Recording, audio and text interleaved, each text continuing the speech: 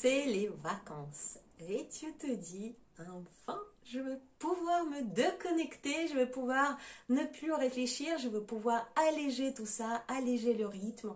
Si tu es zèbre comme moi, tu le sais très bien que ça va être compliqué de te déconnecter sans culpabiliser. Pourquoi c'est si difficile de te déconnecter? Et pourtant on dit partout lâcher prise c'est important, et ça tu le sais, mais pourquoi c'est si difficile? Je dirais qu'il y a plusieurs éléments. Par exemple, ça peut être tes croyances.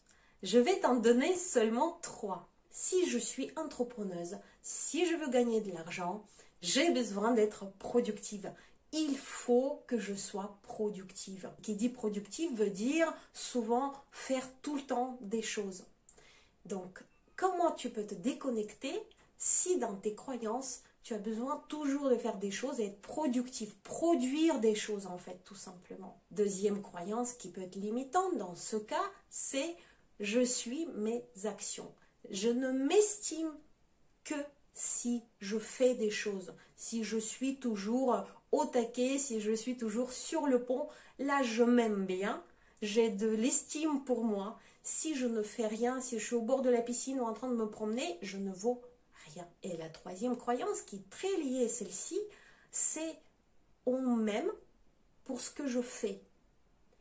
On m'aime pour les actions, oui, pour les résultats que je donne et non pas pour qui je suis.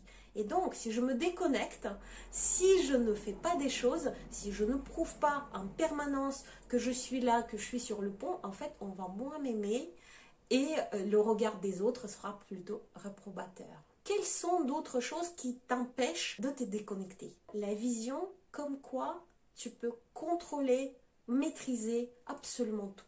Et là, tu te dis, tant que je ne me déconnecte pas, je maîtrise des choses. Dès que je me déconnecte, je perds cette maîtrise sur mon activité, sur ce qui se passe autour, sur les opportunités. Troisième chose que je trouve très importante, c'est évidemment tes doutes et tes peurs. Et en premier, les doutes en ce qui concerne ta capacité à réagir.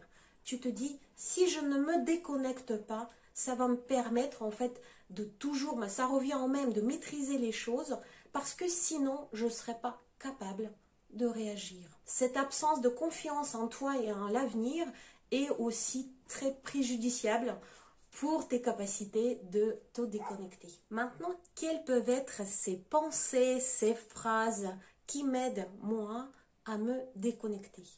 Et la première, c'est très en lien avec ce qu'on vient de dire. Je ne maîtrise pas tout.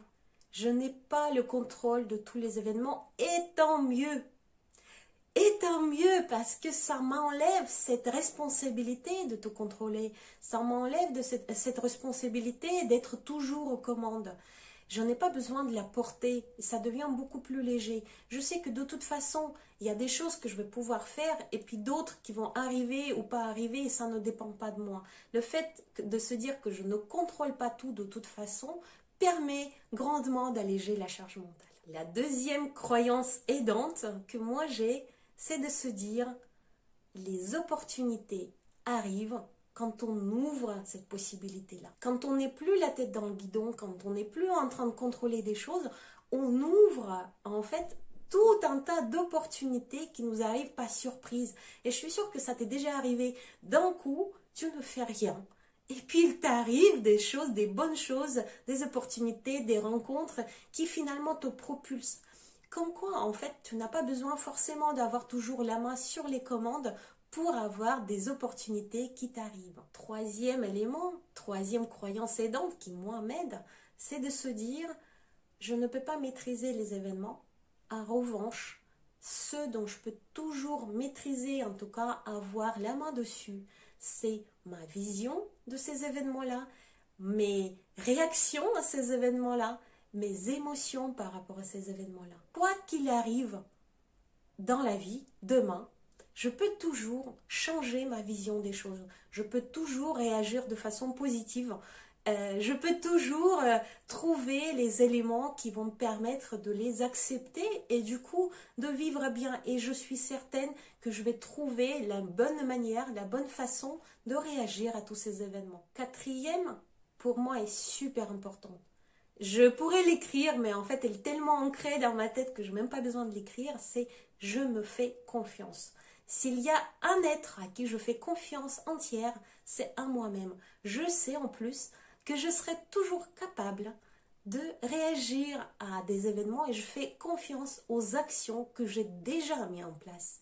J'ai pas besoin de garder la main sur les manettes parce que j'ai déjà mis en place des choses et ces choses-là vont apporter leurs résultats aujourd'hui ou demain. Et je fais confiance à ma capacité aussi de rebondir, à ma capacité de trouver des solutions. Je sais que j'y arriverai de toute façon. Je me fais confiance. Je fais aussi confiance aux signaux de mon corps. Si mon corps me dit « repose-toi, c'est le moment de te déconnecter, sinon tu vas dans le rouge », je l'écoute parce que j'ai vraiment confiance. Et enfin, les dernières croyances qui m'aident beaucoup, c'est de me dire « je vis maintenant ».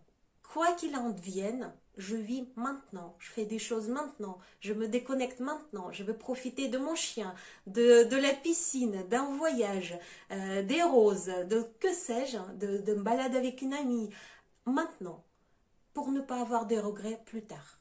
Je vis maintenant, je ne sais pas ce qui va m'arriver plus tard, peut-être des bonnes choses, peut-être des moins bonnes, mais c'est maintenant que ma vie se passe, sinon je perds et demain et aujourd'hui. Donc ça, c'est quelque chose que je me dis tout le temps. Je n'ai pas envie d'avoir des regrets par rapport au temps perdu, par rapport au moment perdu maintenant. Ça me permet évidemment de me déconnecter, de faire autre chose, de prendre plaisir, de lire, de ne pas toujours être dans les actions, en tout cas activités professionnelles. Voilà de quoi j'avais envie de te parler dans cette vidéo. J'espère qu'elle t'a plu et j'espère qu'elle t'a donné quelques clés qui peuvent t'aider à te déconnecter parce que c'est vraiment important.